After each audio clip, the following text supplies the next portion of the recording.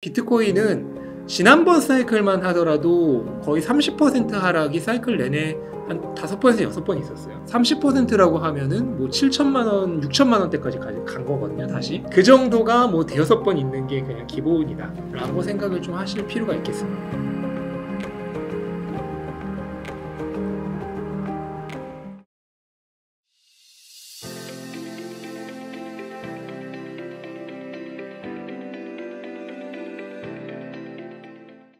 오늘은 신민철 작가님을 모시고 이야기를 나눠보도록 하겠습니다. 작가님 안녕하세요. 네, 반갑습니다.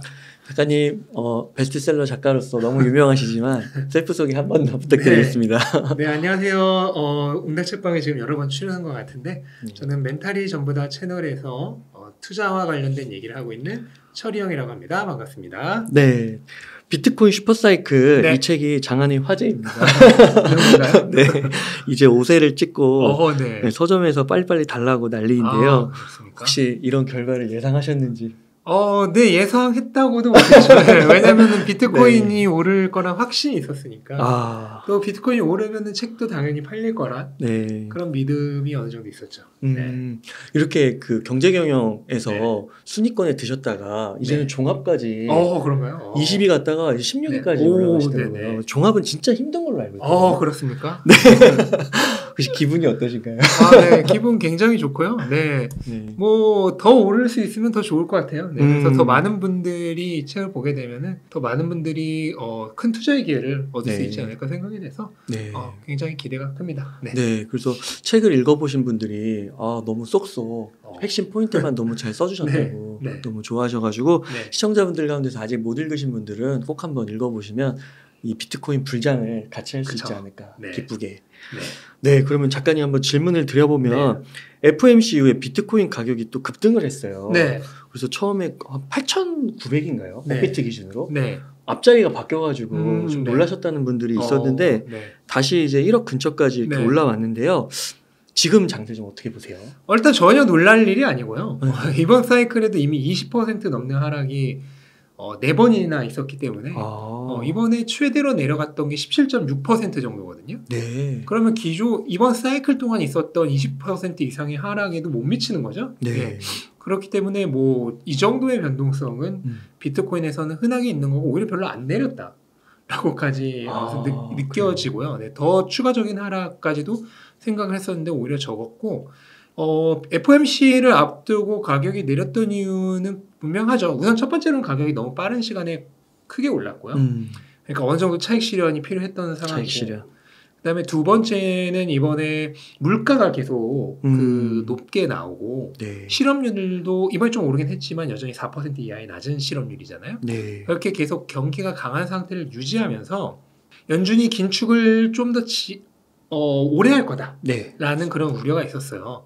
그래서 원래 3달 전에 FOMC를 할 때 올해 금리를 3번 내릴 것이다 라고 얘기를 했었는데 이번에 그 횟수가 2번으로 줄어들 것이다. 그다음에 금리 인하가 시작되는 시기도 6월, 7월이 아니라 뭐 연말이나 돼서 할 것이다. 이런 얘기들이 나오면서 차익 실현과 맞물려서 어떻게 보면 선행 매도가 있었던 거죠. 그런데 FOMC를 딱 했는데 깜짝 발표에 가까운 그런 얘기가 있었죠. 금리를 원래 예정대로 3번 내릴 것으로 지금 현재는 보고 있다. 라고 이렇게 결과가 발표가 되면서 또 파월의 발언도 그렇게 매파적이지 않았어요. 데이터 보면서 필요하면은 언제든 금리를 내릴 것이다. 라고 얘기를 했기 때문에 전반적으로 시장이 원래 예상하고 있던 것보단 비둘기파적이었죠. 원래는 그냥 그게 원래 기존 예측이에요. 그냥 기존에 했던 말을 거의 반복한 건데 시장이 괜히 맞기 전에 먼저 매를 맞기 전에 그 두려운 느낌 있잖아요. 그걸로 덜덜 떨고 있었는데 갑자기 안 때려. 그러니까 갑자기 기분이 좋아진 거죠. 그러면서 미리 빠졌던 게 어느 정도 회복한 거다. 그 정도의 감각으로 보시면 될 것 같습니다.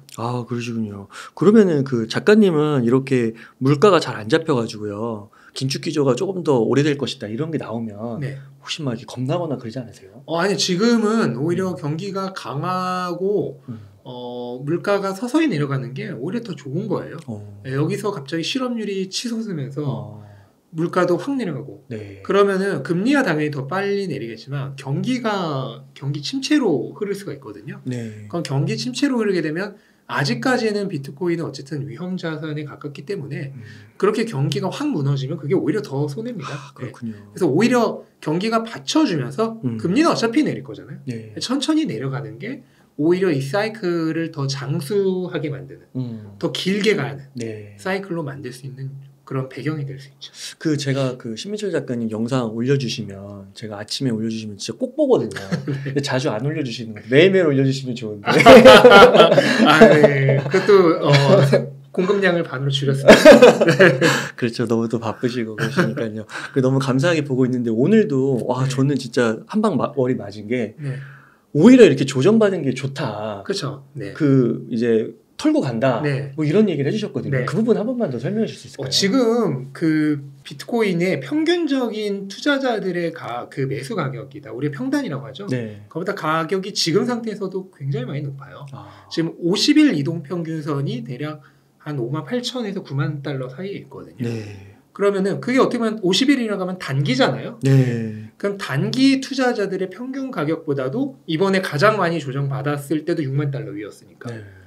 단기 투자자들 평균 가격보다도 훨씬 높은 거예요. 네. 그러면 이 상태가 영원히 지속될 수는 없거든요. 언젠가는 반드시 털고 가야 될 때가 옵니다. 그러니까 일종의 부채예요. 네. 근데 이 부채를 안 털고 계속 가면은 이 괴리가 점점 심해지는 거죠. 이격이. 네. 평균 투자자들의 평단과 매수한 가격과 가격의 괴리가 더 심해지면 이게 심해지면 심해질수록 언젠가는 한번 큰 거품 붕괴가 발생을 하겠죠. 네. 그렇기 때문에 오히려 리스크가 증가하는 겁니다. 근데 그 리스크를 어느 정도 중간에 해소를 하고 가는 거다.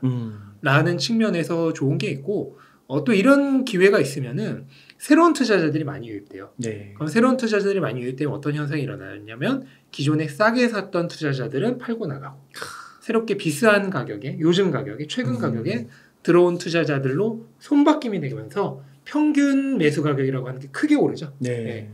그런 현상들도 있으면서 오히려 가격의 펀더멘털이 더 좋아지는 그런 흐름이라고 보여집니다. 한 대목이 또 인상 깊었던 게 순유출이 계속 됐잖아요. 네.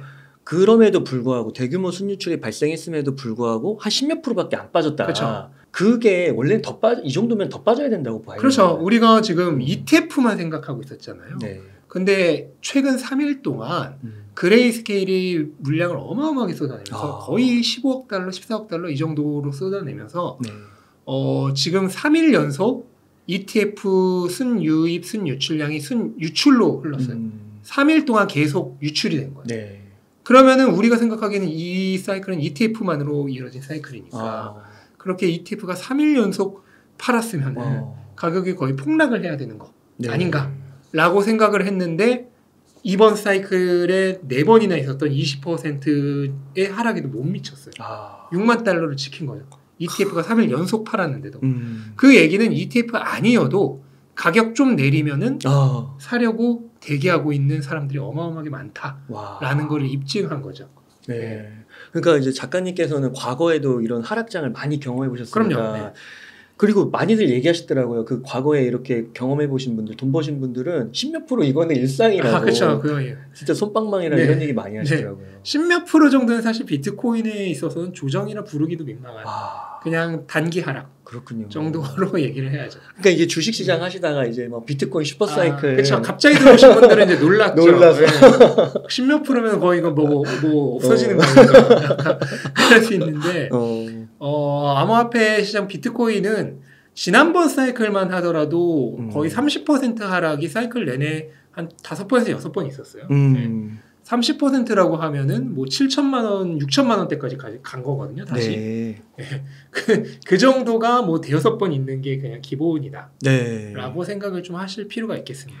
ETF에서 순유출이 이렇게 며칠 동안 연달아 일어난 거는 차익 거래라고 봐야 되는 건가요? ETF들의 평균 매수 가격도 5만 달러가 조금 넘어요. 네. 그러니까 굉장히 지금 차익 실현을 하고 싶어하는 투자자들이 많은 상황이죠. ETF도 결국 신이 아니고 그냥 사람이에요. 그렇죠. 사람들의 집합일 뿐이거든요. 그러니까 그 사람들도 어느 정도 지금 전고점 도달했고 그 다음에 연준이 지금 금리 생각보다 안 내릴 것 같고 그 다음에 나름 차익도 좀 되니까 이 타임에 좀 나갈 사람들 한번 나간 거죠. 아, 그렇게 봐야 되는 거군요. 네. 그러면은 그 앞으로도 봤을 때 이런 순유출의 흐름이 네. 멈출 것이다? 뭐 이렇게 바라볼 수 있는 걸까요? 실제로 지금 그레이스케일은 3일 연속 그 매도량이 줄어들었어요. 아. 그 3일 전에 정말 컸죠. 네. 하루에 6억 달러 이상. 역대 최고거든요. 네. 매도했고 그 다음 날도 4억 달러 이상인데 이번에 한 3억 달러 정도로 매도량이 지금 줄고 있고요. 거기다가 지금 가격이 올랐고 FOMC가 끝났는데 FOMC도 나름 비둘기파적으로 끝났잖아요. 네. 그러면은 그 돈이 어떻게 되겠어요? 들어오겠죠. 네. 그래서 오히려 매도가 이렇게 일어난 거가 악재가 아니라 반대로 호재로 생각을 해야 될 필요가 있어요. 나갈 사람 나갔다. 네, 라고 보면 되는 거기 때문에 우리 좀 흔히 하는 얘기가 있죠. 개미가 털려야 간다. 그런 얘기가 있듯이 약한 투자자들이 이번에 좀 털려 나간 거예요. 그렇기 때문에 오히려 가격 흐름에 있어서는 유리한 상황이다라고 얘기할 수 있겠죠. 그 뉴스상으로 봤을 때는 그 비트코인의 ETF의 그 유입량이 더 이렇게 뭐 증가하지 않을 것이다, 멈출 것이다, 아니면 지연될 것이다에 대한 공포감 때문에 하락했다, 뭐 이렇게 분석하는 기사도 있더라고요. 네. 기관들도 지금 많이 막 들어온다고 했었잖아요. 네. 기관들의 움직임은 어떻게 봐야 되는 거예요? 기관들은 아직도 본격적으로 진입하지 않고 있어요. 아는 게 아니라 못하는 거죠. 네. 그래요? 네. 왜냐면은 기관들은 갑자기 하루아침에 비트코인 살려고 살 수 있는 게 아니거든요. 네. 내부에서 다 심사를 거치고 자산평가를 해야 돼요. 그거를 다 하고 그 다음에 SEC에 우리 펀드는 원래 비트코인을 포함시키지 않게 되어 있는데 네. 이제 앞으로 비트코인을 포함하겠다라고 수정 신청서까지 내야 됩니다. 그런 모든 절차를 다 거치고 들어와야 되기 때문에 그 절차가 다 마무리되려면 적어도 5월에서 6월 이후에요. 네. 빠른 애들도 그러니까 좀 발빠르게 움직이는 펀드들이 있고 좀 천천히 움직이는 펀드들이 있을 거 아니에요. 네. 근데 발빠르게 움직이는 펀드들도 그 정도는 돼야 그 절차가 모두 끝나고 그래요. 돈이 들어오기 시작합니다. 네. 그리고 또 천천히 보수적으로 들어오는 펀드들은 더 이후에 이어지겠죠. 그런 돈들이 앞으로 본격적으로 들어올 것이기 때문에 지금은 오히려 개인 투자자나 ETF 통해서 들어오고 있는 돈들이 전부 개인 투자자나 아니면 헤지펀드처럼 소규모 별동대 같이 그냥 빠르게 움직일 수 있는 그런 기관들의 그런 소규모 자금이 들어오고 있는 거고 네. 중규모, 대규모 자금은 앞으로 점진적으로 들어올 것이기 때문에 오히려 훨씬 더 많은 돈들이 유입 자금 대금이 지금 기다리고 있다, 대기하고 있다라고 볼 수 있는 거죠. 그러면은 작가님 그런 건가요? 이게 그 비트코인 ETF로 이게 승인이 됐을 때 자금이 들어올 때 네. 그때는 그 자금들의 특징이 네.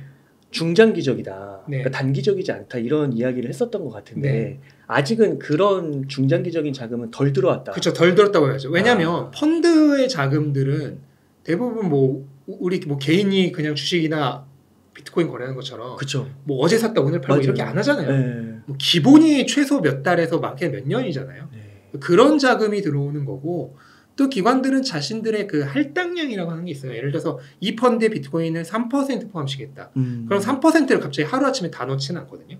뭐 길면 몇 년에 걸쳐서 분할 매수로 들어오는 거예요. 그럼 자기들 할당량을 그 채울 때까지는 뭐 조정이 오고 뭐 사이클이고 뭐고 아무 관심이 없어요. 그냥 계속 그 할당량을 다 채울 때까지는 돈을 계속 넣는 거예요. 네. 그렇기 때문에 기관들의 자금은 장기적인 투자 목적의 자금이라고 봐야겠죠. 그러면 지금의 이렇게 순유출은 네. 개인들이 좀 파란 걸로 개인들이 많겠고 또 빠르게 투자를 하는 그런 트레이딩 위주의 헤지펀드들 네. 그런 자금이라고 봐야죠. 그렇군요. 네. 그러면은 작가님 앞으로 그 시나리오를 네. 조심스럽게 한번 예측해 보실 수 있을까요? 너무 궁금해할 것 같아요. 시나리오가 굉장히 많은데요. 네. 지금 일단은 첫 번째는 속도가 지금 굉장히 빠르다는 거죠. 네.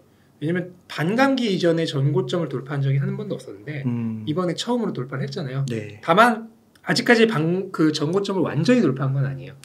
왜냐면 전고점이라고 하는 게 그냥 뭐 하나의 그냥 하나의 그 숫자가 아니라 거기에 몰려 있는 투자자들의 심리적인 저항을 전고점이라고 얘기하는 거거든요. 그게 이제 69,000에서 7만 달러 사이였어요. 네. 근데 일시적으로는 그게 돌파를 했지만 거기서 힘이 좀 한번 다한 거죠. 그래서 다시 물러났기 때문에 이거는 전고점 저항 영역을 완전히 뚫어내지 못한 거라고 봐야 돼요. 네. 네. 그런데 어쨌든 그래도 그 수준까지 갔던 적도 여지껏 없었거든요. 반감기 이전에. 네. 근데 이번에 최초로 반감기 이전에 거기까지 갔으니까 분명히 속도는 지금 좀 빠르다고 얘기할 수 있어요. 그러면 원래 상승 각도가 이랬다면 지금 상승 각도가 이게 아니라 이렇게 위로 올라간 거예요. 각도가 더. 그러면 이제 여기서 여러 가지 시나리오가 있는데 첫 번째 생각한 거는 빨리 올라간 만큼 목적지에 빨리 도달하는 거죠. 그리고 그냥 빨리 내려온 거예요. 그럼 사이클이 빨리 끝난 거죠. 예를 들어서 내년 뭐 말까지가 아니라 뭐 올해 말이나 내년 초에 끝나는 거예요. 그다음에 두 번째 시나리오는 그 올라간 각도로 원래 걔가 그 계획했던 기간을 다 채우는 거예요. 대박이겠다. 네, 그러니까 올라간 각도로 그냥 계속 올라가는 거예요. 이거였으면 좋겠다. 네. 이거면은 정말 어마어마한 상승이 있을 수 있겠고 또 하나 생각할 수 있는 굉장히 유력한 시나리오 중 하나가 다중 고점을 형성하는 거예요. 멀티탑이라고 그러죠. 네. 그래서 실제로 이거는 이미 있었어요. 첫 번째 사이클에서 두 번의 그 고점이 있었거든요. 그리고 고점 간의 간격도 꽤 길어요. 8개월이에요. 네. 그래서 한번 크게 올랐다가 떨어졌다가 이때도 꽤 많이 떨어졌어요. 거의 40-50% 정도 하락했다가 다시 올라서 이전 고점을 거의 10배는 넘게 오르는. 그래요? 물론 지금은 그렇게 되지는 않겠죠. 하지만 어쨌든 크게 오르는 그런 두 번의 고점이 있었어요. 그래서 그런 형태의 멀티탑, 다중 고점이 이번에 발생할 가능성도 있다라고 저는 생각해요. 그러면 이게 올라간 각도로 한번 가서 고점 찍는 거죠. 네. 그 다음에 이제 좀 하락을 크게 하는 거죠. 한번 조정을 크게 받았는데 이때 이제 대부분의 사람들은 사이클 끝났다. 접자. 그렇죠. 돗자리 접고 이제 가자. 할 때 다시 한번 다중 고점이 오면서 결국은 그 다중 고점의 고점까지 보면은 원래 우리가 예상했던 사이클 전체 기간을 다 채우는 그런 시나리오가 굉장히 저는 조금 이번에 유력하지 않나. 근데 그럴 가능성이 충분히 있는 것이 기존 일반 사이클의 경우에는 가격을 상승시키는 충격이 하나였잖아요. 반감기. 근데 이번에는 반감기에 금리 인하에 ETF에 충격을 주는 요인들이 순차적으로 발생을 하잖아요. 그러면 그것이 그 충격 발생 요인이 여러 번 있었으니까 그거에 대한 파장이라 그래야 될까요? 그 후폭풍도 한 번이 아니라 여러 번에 걸쳐서 올 수 있는 거죠. 시간차를 두고 그렇게 해서 더블탑 또는 트리플탑의 가능성도 충분히 좀 고려해 볼 필요가 있겠죠. 그래서 진짜 슈퍼사이클이네요. 근데 사실 이렇게 되면 오히려 더 어려워요. 왜냐면은 한 번에 끝나는 게 아니라 여러 차례 고점이 온다면 그러니까요. 또 늦게 타고 막 이래서 뭐 늦게 타시는 분들 계실 수 있고 또 너무 빨리 파시는 분들 계실 수 있고 하기 때문에 오히려 더 조금 난이도가 올라간 게 아닌가 라고 생각을 합니다. 그럼 만약에요 그렇게 더블탑 내지 막 트리플탑을 달성한다 하면 매도는 어떻게 하는 게 좀 적절한 거예요? 매도가 굉장히 어려워지죠. 그렇기 때문에 일단은 첫 번째 탑에서 어느 정도 좀 후회는 없을 정도로는 매도를 좀 해야 될 필요가 있을 것 같고요. 두 번째 탑이나 트리플 탑이나 더블 탑이 생기면은 두 번째 고점이나 세 번째 고점이 오면은 그거는 그냥 보너스다 라고 생각하고 첫 번째에서 안 팔고 남은 것들로 이제 뭐 매도를 하시거나 아니면 그냥 장기 보드로 들어가시거나 그렇게 해야겠죠. 근데 그거를 기대하면서 처음에 아예 안 판다. 그거는 좀 아닐 것 같아요. 그렇구나. 그러면 아무래도 당연한 거지만 비트코인 개수가 좀 많으신 분들이 유리하겠네요. 그렇죠. 근데 몇 개를 가지고 있던 퍼센테이지로 하면 되죠. 그렇죠. 하나를 또 나눠서 팔면 되니까 그러네요. 그래서 첫 번째 탑에서 반을 팔고 기다렸다가 이대로 사이클 끝나면 그냥 다음 사이클까지 가고